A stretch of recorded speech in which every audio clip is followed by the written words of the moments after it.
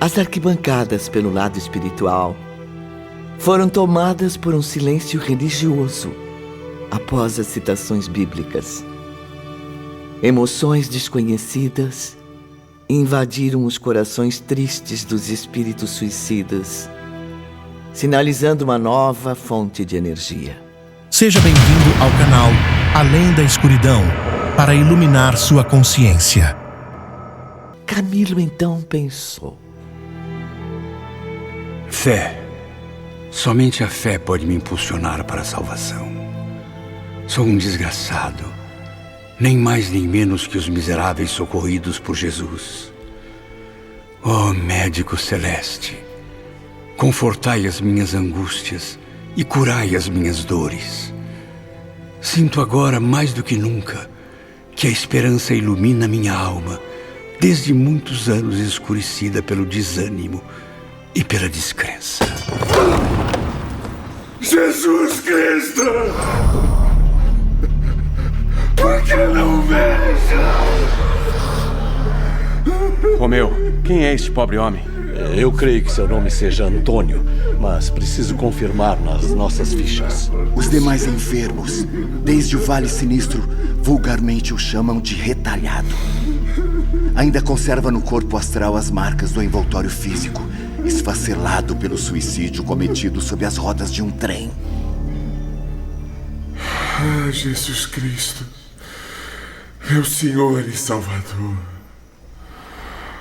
compadecei-vos também de mim. Eu creio, Senhor. Eu creio. Eu quero a vossa misericórdia. Seu estado é de profundo sofrimento. O quadro é muito grave, meus irmãos. Nossa médium irá ajudá-lo. Venha, meu amigo. Aproxime-se. O que tanto o aflige? Não posso mais! Não posso mais! Enlouqueci no sofrimento! Socorrei-me, Jesus de Nazaré! A mim também! Por piedade! Enfermeiros, conduzam o doente até a nossa irmã na mesa ao lado. Mas cuidado, observem de perto o enfermo e prestem assistência também à médium. Não devemos correr riscos. 2 médicos, responsáveis pelo paciente em questão, levaram-no a uma senhora ainda jovem, de feições delicadas. Acalme-se. Deus está com você. Tenha fé em Jesus Cristo. Tudo se resolverá, meu irmão. Mas de repente, aquele espírito atormentado tomou posse do veículo carnal. Não! Não! O desgraçado suicida sentiu em toda a sua plenitude a tragédia que vinha experimentando havia longos anos nas trevas do martírio, além túmulo. Eu estou vivo! Meu braço!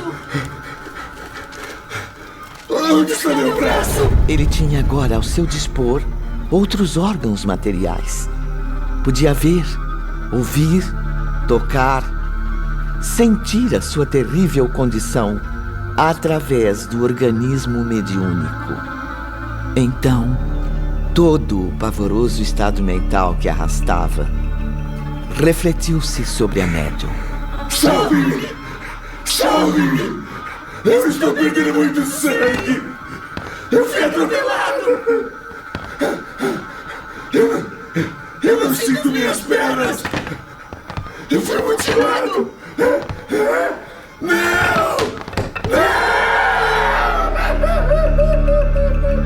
Enlouquecido, ele viu, através do inacreditável estado mental, os fragmentos de seu corpo carnal sobre a mesa. Eu preciso. Eu tenho que... Meu Deus. Eu tenho que juntar as partes. Meu pé direito. Está aqui. Está intacto. Mas onde foi parar o esquerdo? Onde está?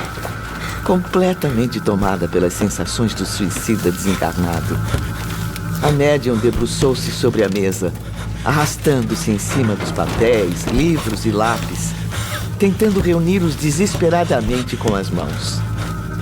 Era o reflexo do terror vivido por aquele espírito suicida atormentado, que julgava reconhecer as próprias vísceras, os ossos triturados, o coração, o cérebro, reduzidos a fragmentos repugnantes.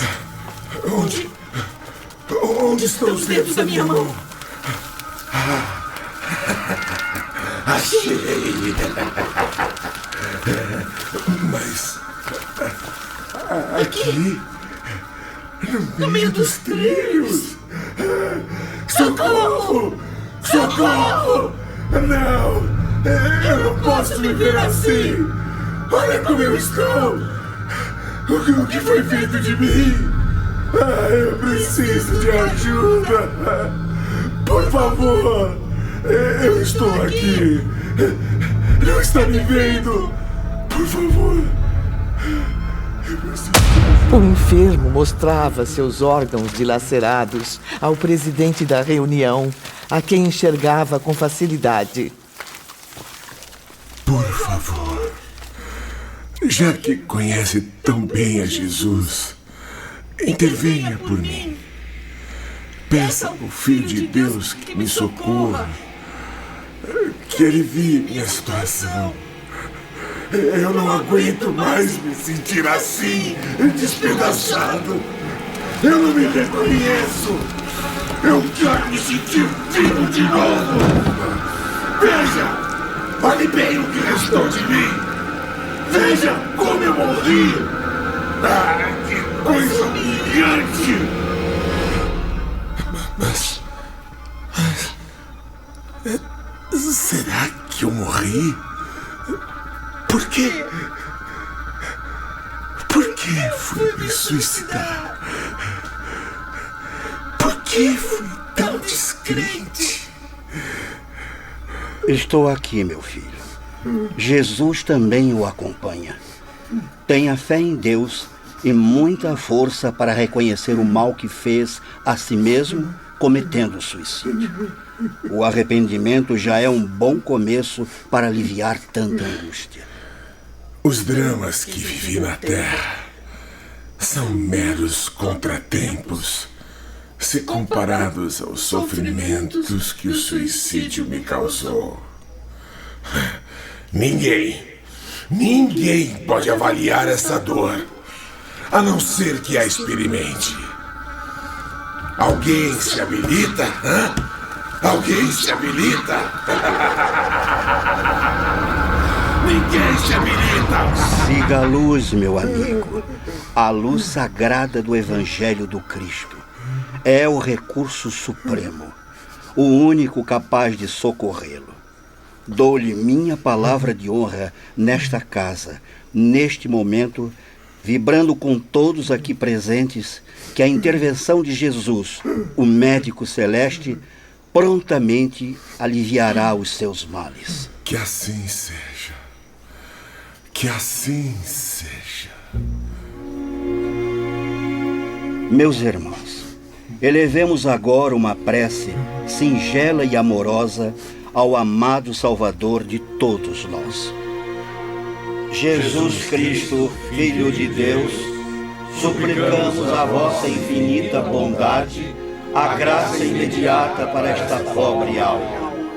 Dai-lhe serenidade para expulsar da mente a visão macabra dos próprios erros que lhe torturam a alma e a continuação da vida.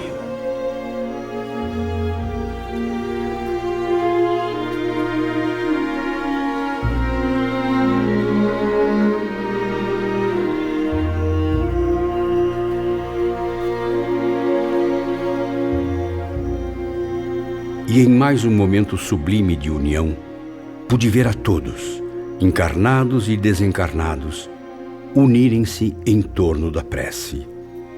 Os instrutores, os vigilantes, os assistentes, os lanceiros e eu mesmo, junto dos demais enfermos, estávamos profundamente comovidos.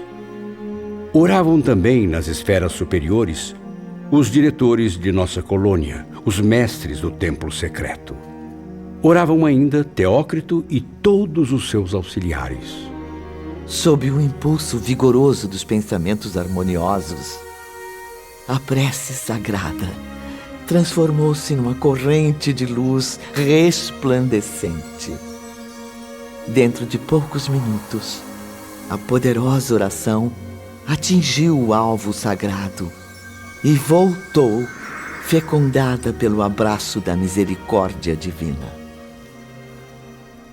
Tem esperança, meu amigo. Que o Senhor esteja com você. Jesus, aliviai as dores desta triste criatura. Deus o abençoe. Que assim seja. Ajude-me, ó Pai. Tenha piedade de mim. Veja o meu estado. Após a prece, seguiu-se um silêncio impressionante. E pouco a pouco, sem que uma única palavra voltasse a ser dita, efetivou-se a intervenção divina. Porém, minha amiga Ivone, ainda havia muito a ser feito. Percebi que a jovem médium permanecia sob o domínio daquele espírito desequilibrado. Aproximei-me então discretamente de Alceste, a quem perguntei: meu amigo, mesmo após tantas preces, percebo que a médium continua possuída pelo suicida retalhado. Não convém uma pausa para que ela descanse um pouco? As vibrações mentais dos assistentes encarnados estão estáveis. O mesmo ocorre com a médium, cuja saúde físico-material continua bastante satisfatória. Não estou surpreso, Camilo. Lembre-se de que ela foi examinada por nossos cirurgiões antes da sessão espiritual. Se houvesse algum problema, certamente teria sido poupada desta árdua tarefa. Que Deus lhe conceda muita energia. Lembro-me desse miserável espírito desde o Vale Sinistro. Não será fácil domar tanta amargura. Senhores, silêncio, por favor. Vamos nos concentrar, orar pelo mesmo objetivo, sob a proteção do Criador. Saia daqui! Se não pode me ajudar, deu fora, desgraçado! Concentrem-se. Concentrem-se para que iluminemos esse espírito tão revoltado. Reunamos forças para mais esta árdua batalha. Meus irmãos, cirurgiões do astral, peço o auxílio de vocês para esta importante operação psíquica. Meu olho esquerdo. Eu perdi a visão do olho esquerdo. Quando sangue, meu Deus! Socorro! Que as influências saudáveis, os bons fluidos e a fé em Deus contenham as más vibrações. Desistam! Nada podem fazer por mim. Eu sou infeliz. Deixe-me sozinho com o que sobrou do meu corpo. Por favor. Que a corrente poderosa vindo do plano superior domine as energias negativas deste pobre suicida. Mas eu não matei. Digo, não foi de propósito. Eu não morri. Ah, já sei. Isso é um sonho. Um pesadelo. Eu preciso acordar. Alguém me acorde antes que eu enlouqueça! Luz divina, atravessai o veículo mediúnico e iluminai a mente deste obsessor que o invade. Cirurgiões do bem supremo, lançai compressas anestesiantes sobre o penitente, suavizando suas dores. Graças a Deus. Graças a Deus. Não pode ser. Eu continuo me vendo assim, todo deformado. Mentirosos, traidores, não estão fazendo nada por mim. Mentirosos! Criador do universo, que vosso sedativo divino recaia em gotas piedosas sobre as chagas desta alma sofredora. Através do magnetismo mediúnico e das palavras do diretor da casa, lentamente o espírito suicida recebeu benefícios que abrandaram seu sofrimento. Era como uma transfusão de sangue para um agonizante que voltava à vida após ter se encontrado à beira do túmulo. Um transplante de essências preciosas que a médium recebia das esferas superiores e dos mentores presentes, transmitindo-as em seguida ao paciente. Aos poucos, a médium foi ficando quieta, pois o espírito suicida também se acalmava. Ele já não via os reflexos mentais do ato aterrorizante, isto é, a infernal visão do próprio corpo retalhado desaparecia. Disse Jesus: vinde a mim, todos vós que estáis exaustos e oprimidos, e eu vos darei o lenitivo.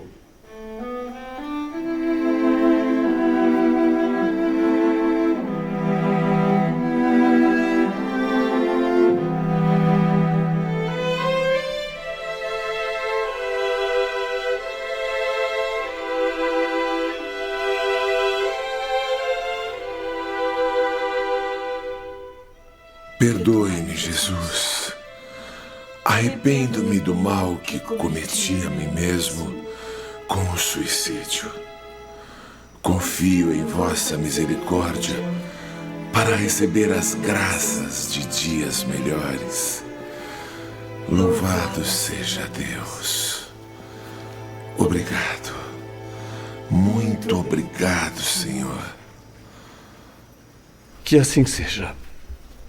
Querido irmão diretor desta casa, passemos à fase final desta sagrada reunião espiritual. A bondosa médium está equilibrada, mas convém que os técnicos fiquem próximos dela. O espírito suicida, embora resignado, ainda a utiliza como veículo. Em seguida, o presidente explicou detalhadamente àquela pobre alma tudo o que aconteceu e por que aconteceu. Romeu, então, alertou-me telepaticamente. Preste atenção, meu caro Camilo. Agora irá se repetir na sessão espiritual terrena o que o senhor havia assistido nas assembleias do hospital sob o comando do irmão Teócrito. Compreendo, Romeu. O aparelho já está ligado e noto as primeiras imagens. Se for exatamente como presenciei na colônia, a vida deste suicida ressurge refletida nas cenas de suas próprias recordações. A trajetória dele na Terra desfilará à frente de seus olhos, desde o berço até o túmulo cavado por ele mesmo. Exatamente. Veja agora o que ocorreu. Em instantes, o enfermo reviu o que praticou. Assistiu aos próprios suspiros agonizantes sob as rodas do trem.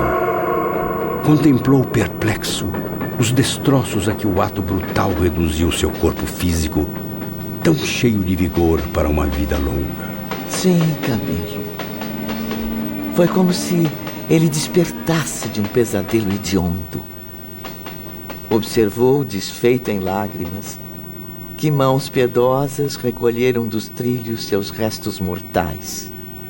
Depois, assistiu comovido ao próprio sepultamento no cemitério e viu a imagem confortadora de uma cruz sobre sua sepultura. Em seguida, a luz mágica do milagroso aparelho se apagava, enquanto o diretor da casa dizia: Graças a Deus. Compreende agora, meu irmão? Aceita o que aconteceu? Não tenha medo. Expresse o que o seu coração está sentindo. Sou imortal como todo filho de Deus. Continuarei vivendo agora e para sempre, apesar do suicídio. Vivendo e aprendendo sempre. De que adiantou burlar as leis divinas, senão para sobrecarregar a sua existência de responsabilidades pesadíssimas? Se o corpo material se extingue na podridão da cova, o espírito, a personalidade real, descendente do Supremo Criador, marchará indestrutível para o futuro. Afinal, apesar de todos os sofrimentos, ele vive e é eterno como a própria essência imortal que lhe fornece a vida.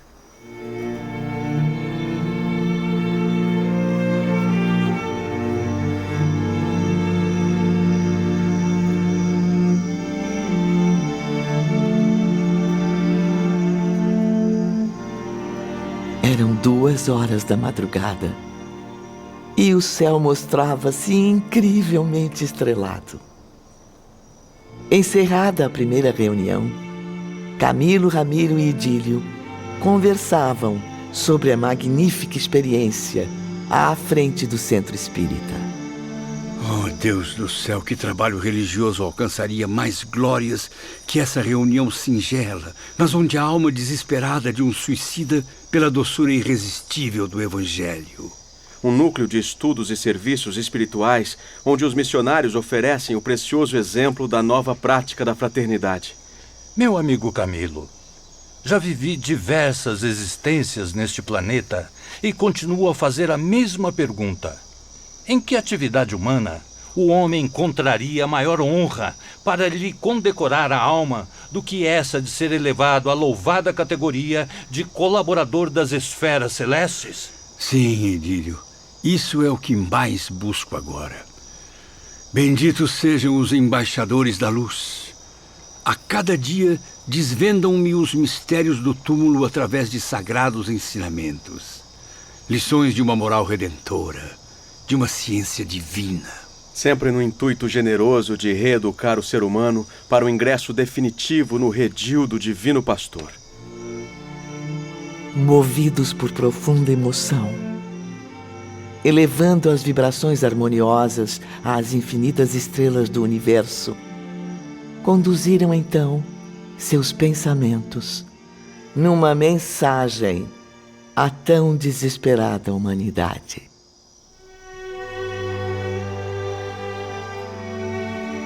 Homem, irmão que como eu descendes do mesmo núcleo glorioso de luz, alma imortal dotada de destinos sublimes no seio da eternidade, apressa a marcha da tua evolução para o alto nos caminhos do conhecimento, reeducando teu caráter à luz do Evangelho do Cristo de Deus. Arremessa para longe do teu coração o egoísmo fatal que te inferioriza nas sociedades espirituais, porque tudo isso nada mais é que um obstáculo terrível a dificultar tua ascensão à luz. Abra teu peito para a aquisição de virtudes ativas e deixa que teu coração se expanda para a comunhão com o céu. Então, as dificuldades do teu calvário terreno serão aliviadas, e tudo parecerá mais suave e mais justo ao teu entendimento. Que teus dons mediúnicos se entreabram como uma flor celeste para a real convivência com o mundo invisível, espalhando orvalhos de caridade fraterna aos infelizes. As pobres almas, homens, irmãos que não souberam se prevenir como tu, com as forças indestrutíveis fornecidas à alma pelo Evangelho do Cristo.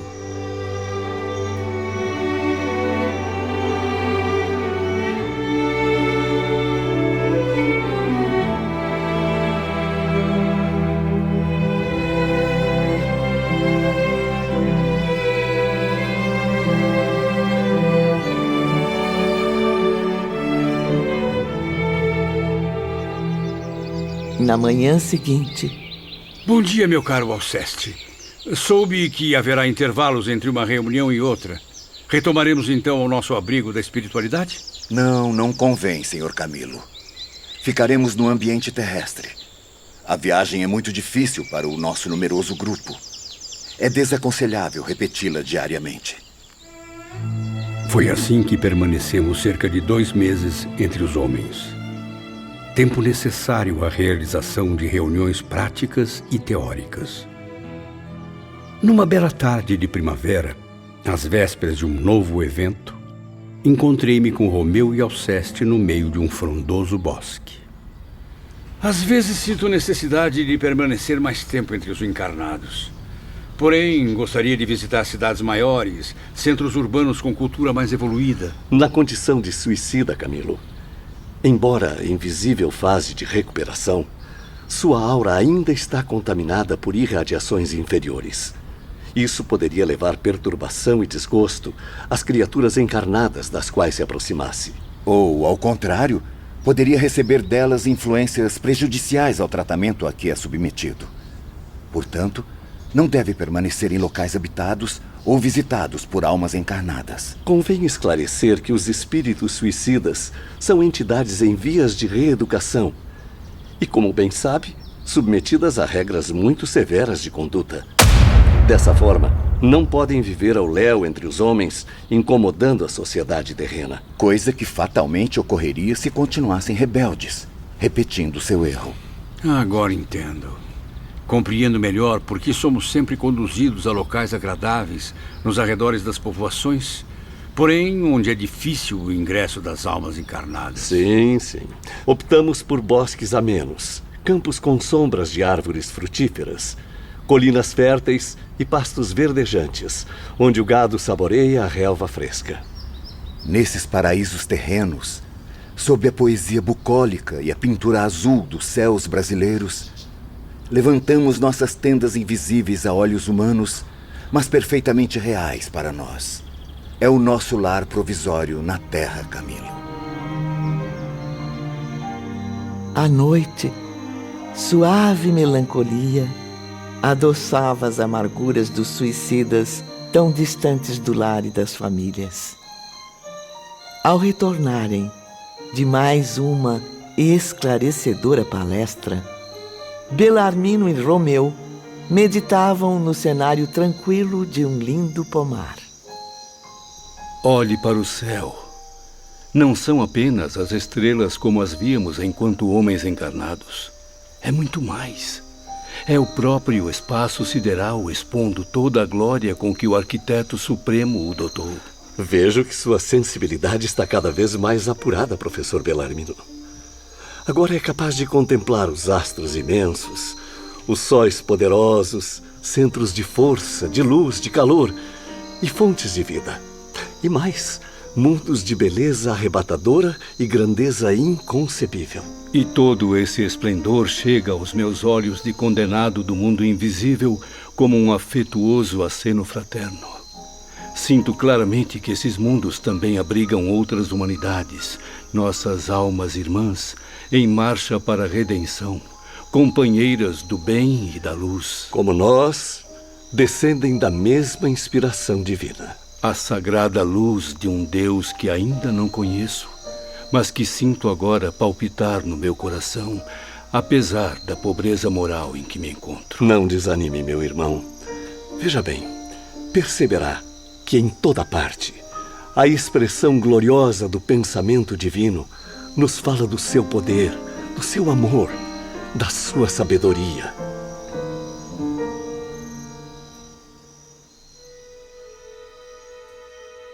Muitas vezes, na calada da noite, nossos amigos, os discípulos de Allan Kardec, isto é, os médiuns, visitavam-nos em nosso acampamento. Mal seus corpos físicos repousavam em sono profundo, eles vinham em corpo astral conversar conosco, piedosa e amorosamente. Ramiro, o chefe da expedição, recebia-os com carinho, pois tinham acesso livre em nossa aldeia. Confesso que no início eu sempre me afastava. O orgulho de aristocrata portuguesa ainda perseguia meu espírito. E ao notar aquelas figuras humildes, paupérrimas, de baixo linguajar, o preconceito voltava a fazer parte do meu ser. Boa noite, queridos irmãos. Sejam bem-vindos. Temos muitos enfermos aqui acampados, espíritos suicidas, carentes de palavras esperançosas. Muito boa noite, amigos. Deus os abençoe. O Senhor é nosso Pai e Ele está aqui conosco. De onde vem, companheiro? Sou trabalhador rural. Moro num sítio a uns 20 quilômetros daqui. Fui chamado com uma dezena de companheiros para auxiliar os doentes do Instituto Maria de Nazaré. Minha filha, inclusive, veio comigo. Ela também tem muita fé em Deus, esperança na sua bondade. Não é mesmo, filha? Coragem e crença em Jesus, meus irmãos. O progresso virá, com muito esforço, e há de aliviar seus males. Obrigado por terem vindo. Vocês são verdadeiros exemplos para todos nós. Nosso exemplo é o mesmo deixado pelo Mestre de Nazaré. Amai-vos uns aos outros como eu vos amei. Minha filha, precisamos socorrer aquele pobre doente. Ele está muito sofrido. Com licença, meus amigos. Que Deus os acompanhe. Ramiro, eu vejo que todos são criaturas simples e bondosas, espíritos elevados, embora pareçam-me ser almas sofridas, que vivem com extrema dificuldade, enfrentando graves problemas na Terra. Sua intuição está correta, Sr. Mário. São todos, sem exceção, fiéis seguidores da doutrina kardecista. E são as bases dessa doutrina, assentadas na moral grandiosa do divino modelo e na ciência do invisível, que os transformam em fortalezas de fé.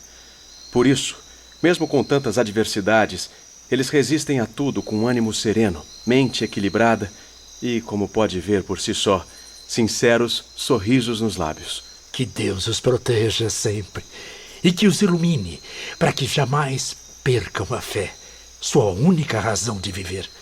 Está vendo aquele senhor que conversava conosco? Uhum. É um respeitável pai de uma família numerosa, extremamente pobre, vive a lutar sem tréguas para criar os filhos. Aquele outro, logo ali à esquerda. Sei. É um jovem rejeitado dentro do lar, isolado no seio da própria família, que não aceita suas crenças. Essa humilde senhora carrega o peso de um matrimônio infeliz, sofrendo duras humilhações e desgostos diários. E aquela pobre mulher viu o filho único morrer em plena juventude. Ah, mas onde foi parar Camilo, que está perdendo essa lição de vida? Não muito longe dali, Camilo repousava sozinho, sob o abrigo de uma frondosa laranjeira. Não perca os próximos capítulos de Memórias de um Suicida. Quem está aí? Responda! Quem está aí?